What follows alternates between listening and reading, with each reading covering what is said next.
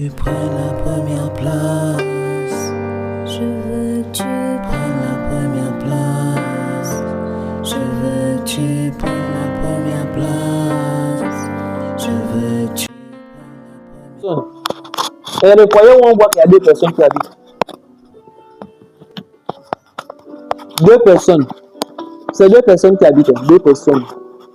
Tu as vu comment il y a deux esprits dans un corps quand chasse les démons. C'est ce que ça donne là. Ça crée les secousses. Ça crée les bousculades. Parce que Dieu a créé un corps pour un seul esprit et son esprit au-dessus.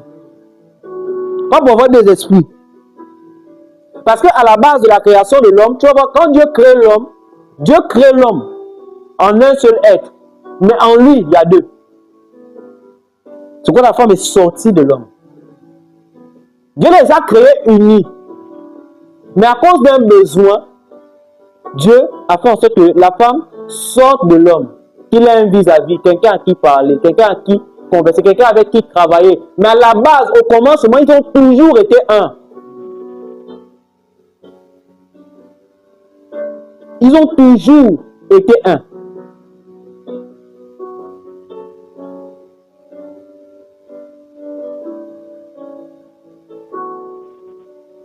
Ils ont toujours été un. Elle a toujours été en lui. Quand Dieu créa l'homme, la femme était en lui. Mais à un moment donné, Dieu va dire, il n'est pas bon que l'homme. Faisons-lui un être semblable. Semblable. On ne mélange pas le fer avec l'argile, ça va se casser. Ce qu'on avait voir dans tout le couple que Dieu a créé, Dieu n'a jamais pris un poisson et un lion, il les met ensemble. Ça crée des problèmes. Ça crée des soucis. Mais pour ceux qui sont aventurés dans certaines choses, tu dois être capable de créer ton semblable. Et comment est-ce que Dieu crée? Comment est-ce que Dieu construit? Comment est-ce que Dieu bâtit? La Bible dit en Genèse chapitre 1, la terre était informe et vide. Peut-être l'association dans laquelle tu te trouves, c'est informe et vide. Tu ne vois rien. Tu vois le tohu-bohu. Tu vois le chaos et comment est-ce que tu crées? Parce que tu as été créé à l'image et à la ressemblance de Dieu. Avec la capacité de faire certaines choses que Dieu fait. C'est pour ça qu'il t'a créé. Et l'une des choses avec lesquelles Dieu ne joue pas, c'est la parole. Vous allez voir, la plupart des enfants qui sont dehors, ils sont devenus le fruit de nos paroles. J'étais en train de méditer un jour, je me posais la question, pourquoi Dieu va juger les hommes pour toutes les vaines paroles qu'ils ont proférées de leur bouche? Les paroles vaines. Pourquoi? Parce que c'est avec les paroles qu'on crée tout ce qu'on voit là. Tu es un maudit, il est devenu un maudit. Regardez, Dieu avait déjà réparé la création. À l'époque de Noé, Dieu avait exterminé la race des gens, c'est-à-dire la race des gens qui étaient mêlés des Néphilim et toutes ces choses-là avaient disparu. Parce que Dieu voulait repartir de zéro avec Noé et ses fils. Mais quelque chose va se passer. Un des fils de Noé va voir l'amitié de son père. Et par une parole, le chaos va revenir dans le monde. Par la bouche de qui? De Noé, le père. Noé a créé les esclaves par sa bouche. C'est Noé qui est l'auteur de l'esclavage sur la terre. Il a dit que Sem sera l'esclave de ses frères par la bouche. Il a créé les esclaves. C'est parti de quoi? De la parole. Donc, quand tu dis à quelqu'un certaines choses, ou ne dis pas certaines choses, tu crées certaines choses en lui. Tu façonnes certaines choses en lui. Quand dans certains milieux, on dit celui qui ne dit mot consent. Quand tu as quelque chose qui est mal, et que tu ne parles pas, tu laisses la chose prospérer. Mais parler de la chose permet d'interrompre soit de la chose, soit de faire grandir la chose. On a des personnes qui ont des faiblesses aujourd'hui, pourquoi? Parce qu'on leur a dit qu'ils étaient incapables de faire ça, on ne leur a pas appris comment faire. Il y a des enfants qui sont bêtes, pas parce qu'ils sont bêtes, mais parce qu'on ne leur a pas appris à être intelligents. Moi, je te dis que quand tu parles à ton semblable, quand tu parles à ton frère, quand tu parles à ta soeur, quand tu parles à ton enfant, tu es en train de créer quelque chose en lui. Mais quel est-ce que tu veux créer en lui? On ne parle pas pour parler. On n'enseigne pas pour enseigner. Parce que Dieu n'a pas parlé pour parler. La Bible dit, la vie et la mort sont au pouvoir de la langue. Ta vie de couple est à ton pouvoir. Par ce que tu dis. Dieu ne bénit pas autrement que par sa bouche. Tu vois, quand il les a créés, les avoir créés, Dieu a encore dit Dieu les bénit.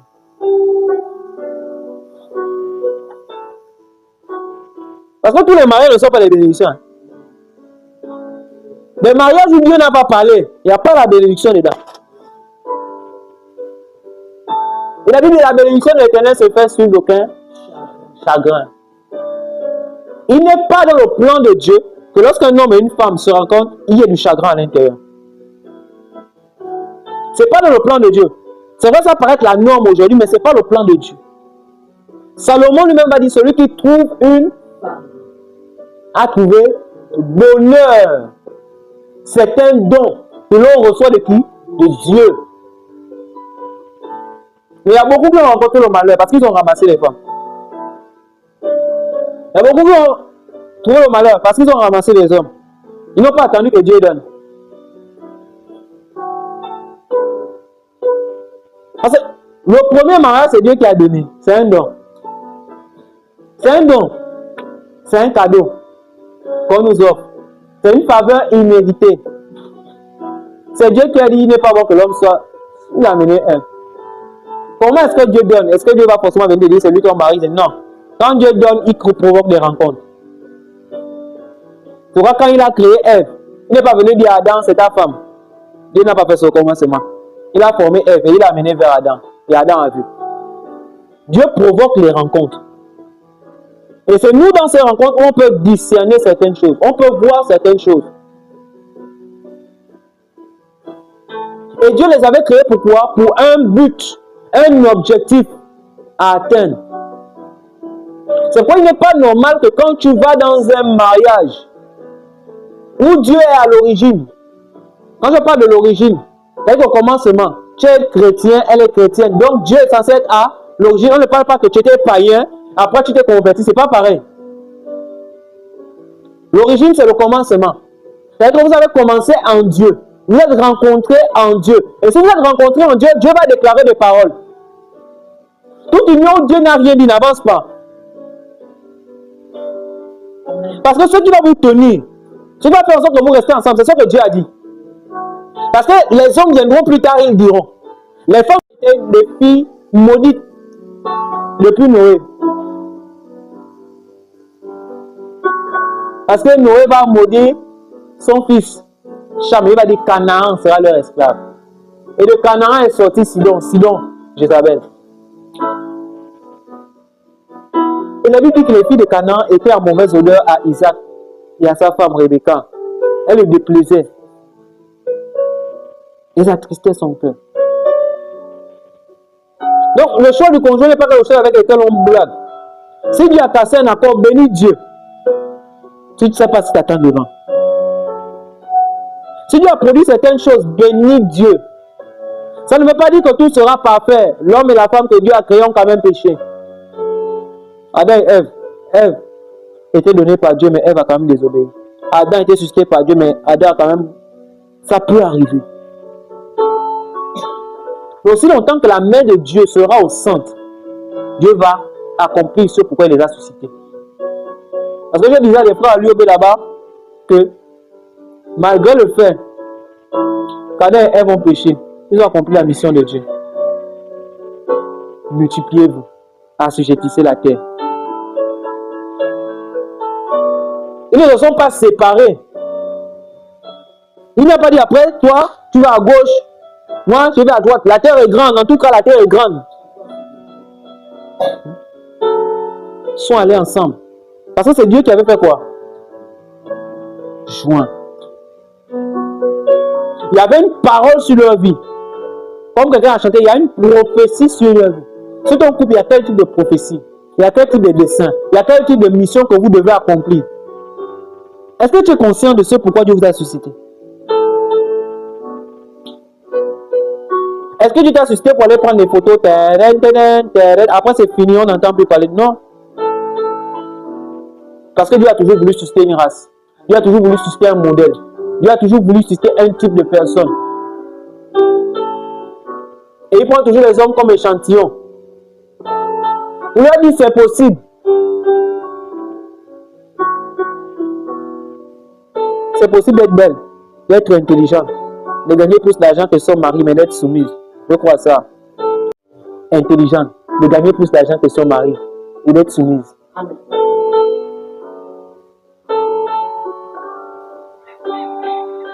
C'est possible. Parce que Dieu t'aura appris ça dès le bas âge.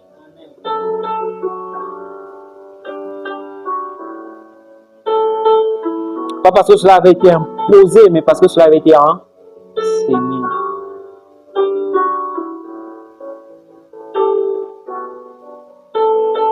Regardez, la Bible dit, Abraham, Sarah appelait sa femme comment? Seigneur.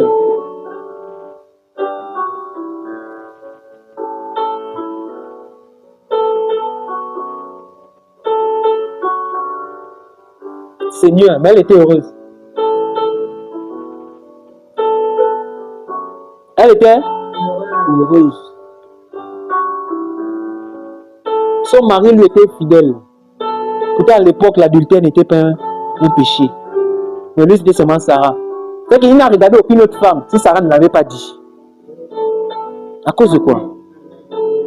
Quand il dit Sarah, notre mère,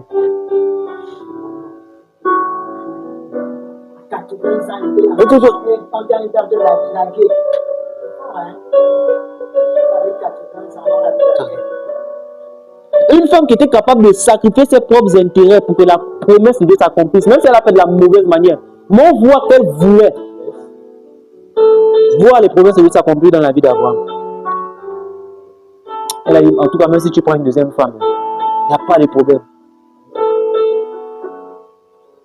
On apprend par elle. Quelqu'un qui est capable de mourir à sa propre jalousie, à son propre ego, pour voir Dieu travailler dans la vie de son homme. On a pourquoi étudier bien l'histoire de la femme de Sarah. On ne parle pas beaucoup d'elle. Et quand Abraham boude, Dieu dit écoute ta femme. On a entendu parler du père de la foi, mais la mère, elle a accepté de rester dans l'ombre. Elle a produit des œuvres. Elle a produit du fruit. Jusqu'à ce qu'on arrive dans la nouvelle alliance, on dit votre mère Sarah. Sarah, votre mère. Les vertus. Ce que tu as demandé. Il a seulement dit ça. Ne pas les gêner. Pourquoi? Parce qu'il était sacrificateur. Il y avait une autorité sur sa parole. La mission du sacrificateur était de bénir le peuple. Et quand il bénissait le peuple, ce qu'il disait arrivait. Parce qu'il était dans son office en fait. Et à chaque fois que tu es conscient de ton office, tu peux commencer à créer certaines choses. Tu peux commencer à produire certaines choses, à engendrer certaines choses. Parce que le ciel et la terre ont été créés par parole. Les malédictions sont venues sur la terre par les paroles. C'est qu'on doit veiller sur ce qui sort de nos bouches.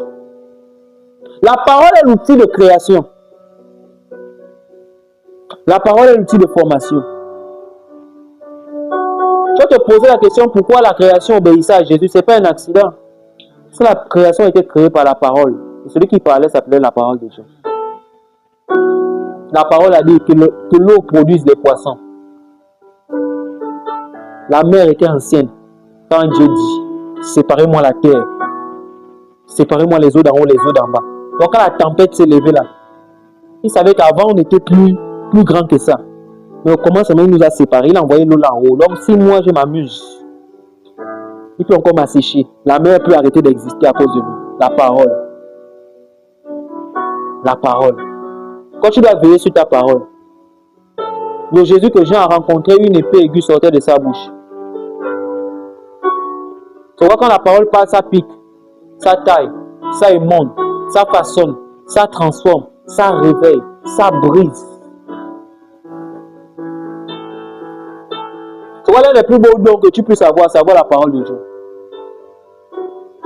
La Bible explique pourquoi les jeunes gens sont forts. Ils ne sont pas forts parce qu'ils sont jeunes. Ils sont forts parce que la parole demeure en eux. Le secret de la foi, c'est la parole. C'est pourquoi je disais, quand tu es dans un couple que Dieu n'a pas parlé, n'avance pas. Parce que cette parole qui sera la force. Il y a beaucoup qui survivent. Parce que Dieu n'a pas parlé. Dieu n'a rien dit. Dieu n'était pas au commencement. Dieu n'était pas au commencement. Le projet dans lequel tu es en train de rentrer là, Dieu est-il au commencement?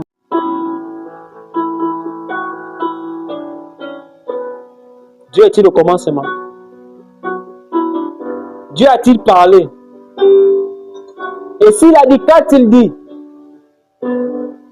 Parce que c'est avec ce que tu as dit. La Bible dit, le monde attend avec un ardent désir la révélation des fils de Dieu. Tu vas aller dans la société, le monde verra les paroles de Dieu. Il n'entendra pas, il verra. Pour d'autres, dans le passé, il y a 3 ans, vous entendiez ce que je disais sur ma vie. Aujourd'hui, on voit, non? Parce que Dieu a parlé. Parce que Dieu a parlé. Et quand Dieu parle, il dit d'écrire les prophéties sur le mur, afin qu'on les lise couramment, afin que lorsqu'elles s'accomplissent, le monde voit la parole. On doit voir la parole que Dieu t'a dit. Peut-être que tu as été le seul à l'entendre. Mais quand tu sortiras, lorsqu'elle s'accomplira, on verra cette parole. Marie pouvait dire, l'ange Gabriel m'a visité, l'ange Gabriel m'a visité, l'ange Gabriel m'a visité. Et 9 mois plus tard, on a vu la parole. On peut dire, Dieu m'a appelé, Dieu m'a dit. Les prophétesses et toutes ces histoires-là. Dieu a dit, ah bon. On est assis. On regarde le temps. Qu'est-ce que le temps dit?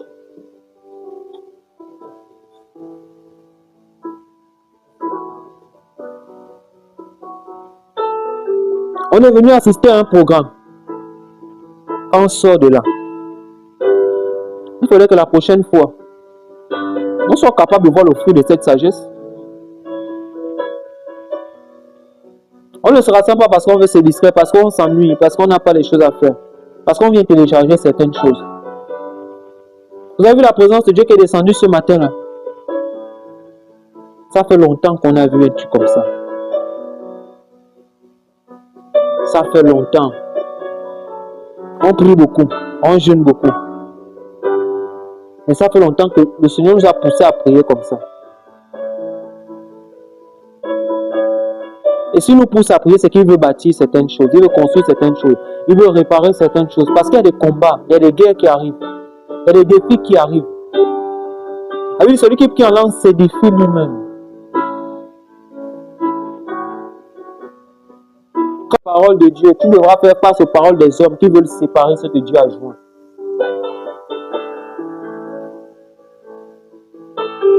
Les paroles des hommes séparent ce que Dieu a joint. La parole de Dieu rassemble, unit, renferme, rend statique. Et c'est avec cette parole que tu iras dans le monde, dans la société. C'est la Bible dit, tout ce qui est né de Dieu triomphe du monde.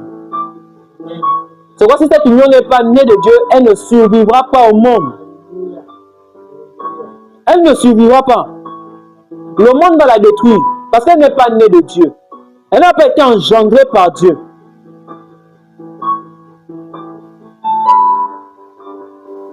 Un appel qui est né de Dieu survit au monde. Un don qui est né de Dieu survit au monde. Parce que ce qui triomphe du monde, c'est la foi. C'est ce que Dieu a dit qui produit la foi. Et c'est cette foi qui triomphe du monde. Ce qu'on éprouve, le Dieu m'a dit par l'accomplissement des prophéties.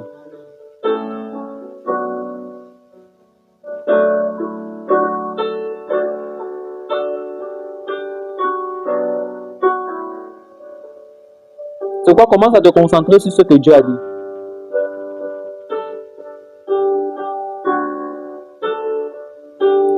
Commence à te concentrer sur ce que Dieu a dit. Dieu a amené quelqu'un une aide semblable. Une aide semblable.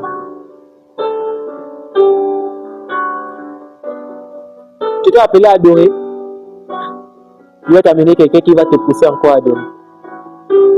Tu es un homme de prière, Dieu va t'amener quelqu'un qui va t'aider à prier. Semblable.